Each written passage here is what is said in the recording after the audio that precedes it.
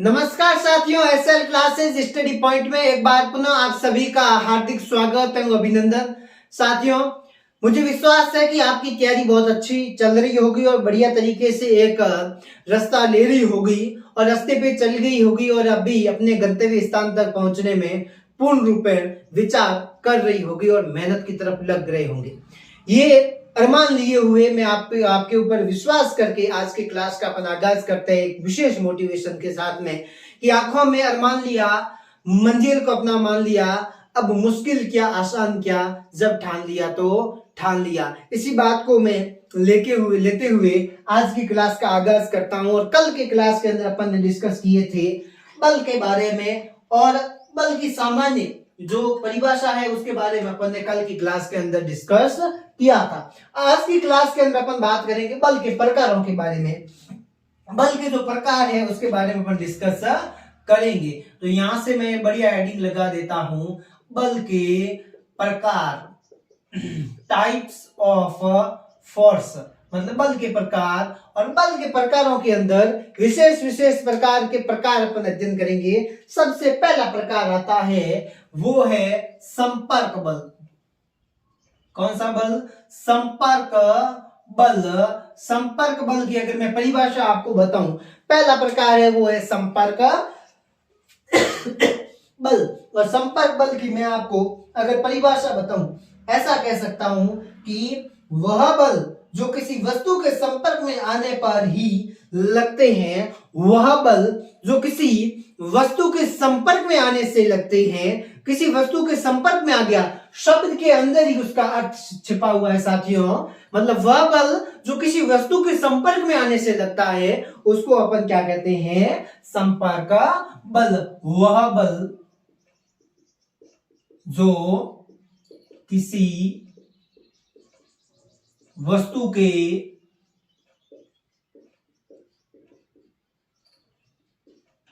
संपर्क में आने से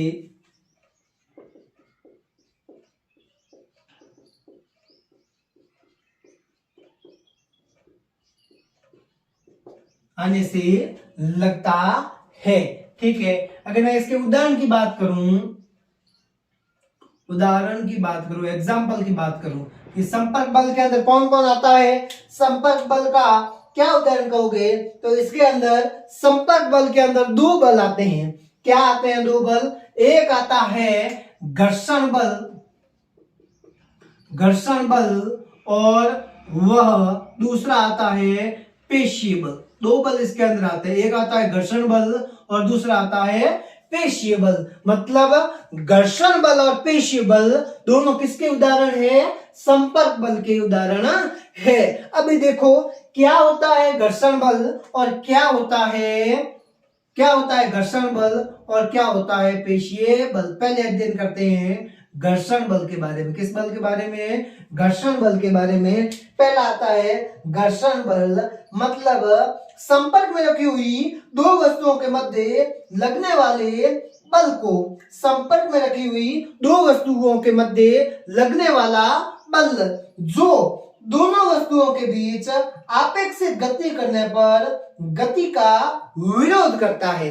दो वस्तुओं के मध्य रखने पर, मतलब संपर्क में आने वाली, क्या लिखूंगा मैं सीधा? संपर्क में, एक दूसरे के संपर्क में आएगी, संपर्क में आने वाली दो वस्तुएं, संपर्क में आने वाली दो वस्तुओं के मध्य लगने वाला, दो वस्तुओं के मध्य लगने वाला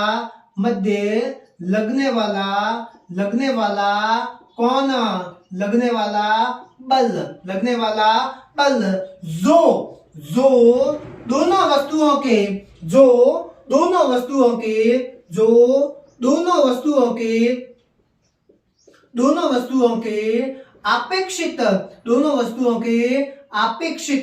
अपेक्षित बल का विरोध करती है। अपेक्षित बल का क्या करती है साथियों?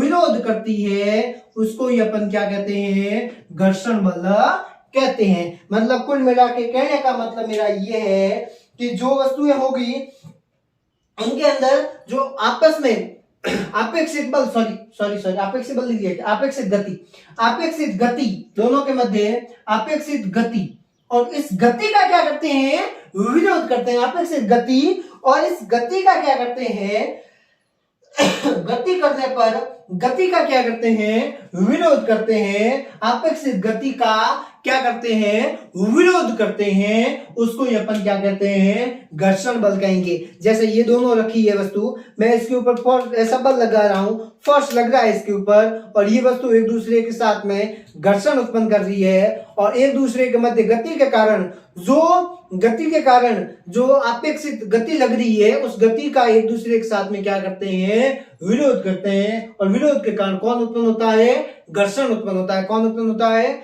घर्षण उत्पन्न होता है। और उसी घर्षण को क्या कहते हैं, घर्षण बल कहते हैं। क्या कहते हैं, घर्षण बल कहते हैं। तो दो बलों के मध्य लगने वाला घर्षण बल सतहों के संपर्क क्षेत्र पर निर्भर नहीं करता। ठीक है, देखो दो वस्तुओं के मध्य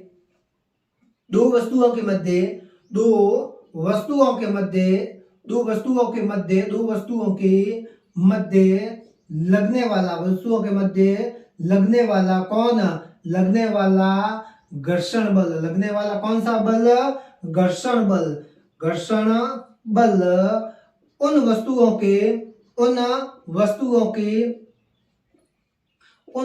के संपर्क पर या संपर्क बल पर संपर्क संपर्क जो क्षेत्रफल होगा, उसके क्षेत्रफल का उसके अंदर कोई लेना देना नहीं होगा। संपर्क क्षेत्रफल पर निर्भर नहीं करती, संपर्क क्षेत्रफल पर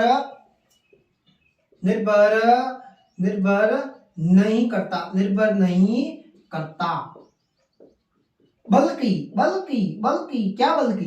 बल्कि इसका ये है, बल्कि किस पर निर्भर करता है भाई साहब, बल्कि निर्भर करता है किस पर, बल्कि केवल सतहों को प्रकृति पर निर्भर करता है। जो सतह होते हैं उन सतहों की,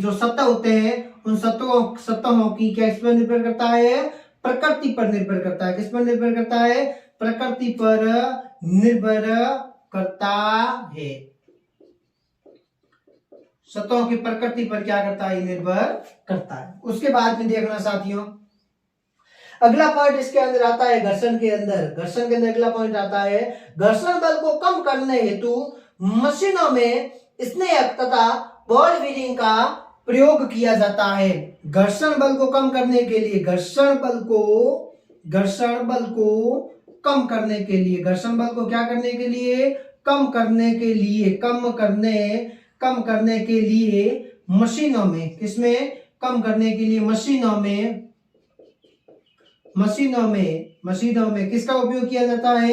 एक अपन ग्रीस का उपयोग करते हैं ना, ग्रीस में उपयोग करते हैं मशीनों में, एक ग्रीस जैसे स्नेहक, वह एक और उसका उपयोग करते हैं, अपन लगाते हैं ना बीच में, बेरिंग लगाते हैं ना, बेरिंग बीच में लगाते हैं, गिट्टी लगाते हैं बीच में मशीनों के अंदर। ठीक है, तो बॉल बेरिंग कहते हैं उसको, बॉल बीयरिंग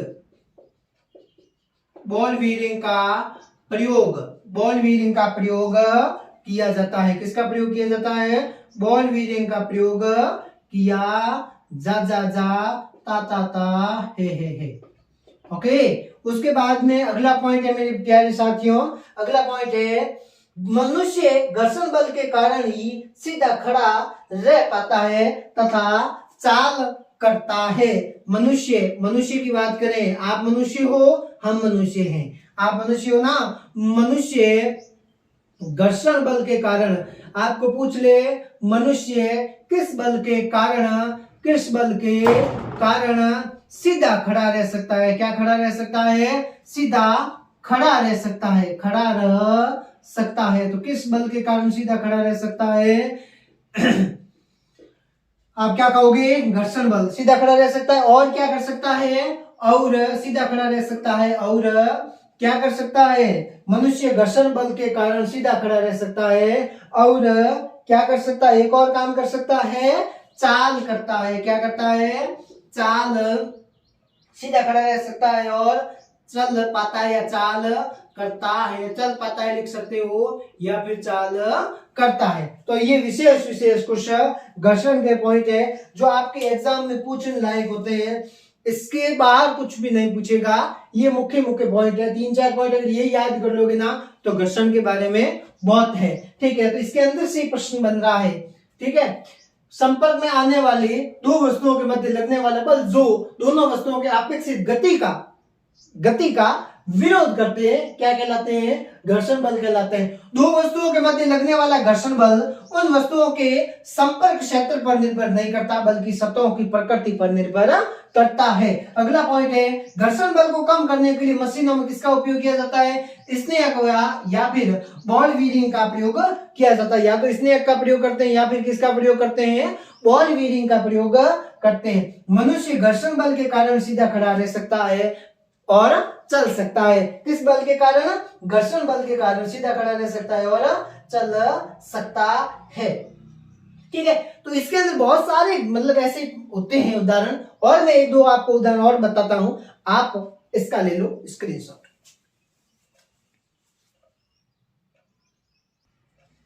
देखो साथियों, घर्षण बल के अंदर 2 विशेष और काम होते हैं। क्या होते हैं? एक होते हैं इसके अंदर स्थैतिक घर्षण या स्थैतिक घर्षण कह सकते हो। स्थैतिक घर्षण होता है वो भी क्या होता है? घर्षण के कारण ही होता है। स्थैतिक जो बल लगता है वो भी घर्षण के कारण होता है। ठीक है, स्थैतिक घर्षण आपको मैं बता दूं, स्थैतिक घर्षण सर्पी अथवा लौटनिक प्रकार का होता है। ठीक है, घर्षण स्थैतिक होता है, किसी वस्तु को अपनी विराम अवस्था में गतिशील अवस्था में प्रयास करने के लिए इनका उपयोग किया जाता है। स्थैतिक व सर्पी, स्थिति का व सर्पी, ये आप 8वीं क्लास के अंदर पढ़ चुके हो। स्थितिक घर्षण, सर्पी घर्षण, और एक और घर्षण आता है इसके अंदर लौटनिक तथा लौटनिक। ये घर्षण होते हैं, ये किसके कारण होते हैं? घर्षण के कारण ही उत्पन्न होते हैं। उसके बाद में तरलों के मध्य जो तरल पदार्थ होते हैं, तरल पदार्थों के मध्य जो भी बल लगता है, वो कौन सा बल लगता है? घर्षण बल लगता है। कौन सा बल लगता है? घर्षण बल लगता है। मतलब पानी होता है, पानी के अंदर जाते हो ना, पानी के अंदर जाते हो तो पानी आपको पीछे की ओर धकेलने की कोशिश करता है, ऊपर उठाने का दबाव देने की कोशिश करता है। तो वो तरलों के मध्य जो बल लगता है वो किसके कारण लगता है? घर्षण के कारण लगता है। अब अपन इसका दूसरा प्रकार है उसको अपन रीड करते हैं। दूसरा प्रकार क्या है? पेशीय बल। कौन सा बल? पेशीय बल। कौन सा बल? पेशीय बल। पेशीय बल के अंदर साथियों क्या है? पेशीय बल के अंदर सीधी स्पष्ट बात है कि हमारे शरीर के विभिन्न क्रियाकलापों को करने में सक्षम बनाने वाले पेशीय बल को शरीर के विभिन्न क्रियाकलापों को, हमारे शरीर के विभिन्न क्रियाकलाप होते हैं, मतलब बहुत सारी अपन क्रिया करते हैं, तो विभिन्न क्रियाकलापों को विभिन्न क्या साथियों? क्रियाकलापों को, विभिन्न प्रकार जो क्रियाकलाप होते हैं उन विभिन्न प्रकार के क्रियाकलापों को करने में सक्षम बनाने वाले पेशीय बल,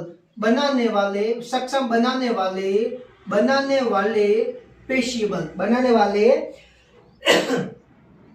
पेशीय बल शरीर की पेशियों द्वारा किसी वस्तु के संपर्क में आने पर लगाया बनाने वाले पेशीय बल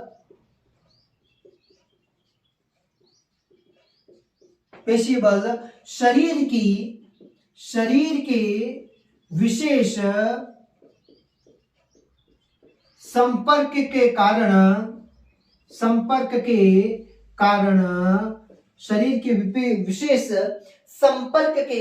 कारण कोई विशेष प्रकार जिसके अंदर संपर्क लगता है, उस संपर्क के कारण किसी वस्तु के संपर्क में आने पर, शरीर के विशेष संपर्क के कारण किसी वस्तु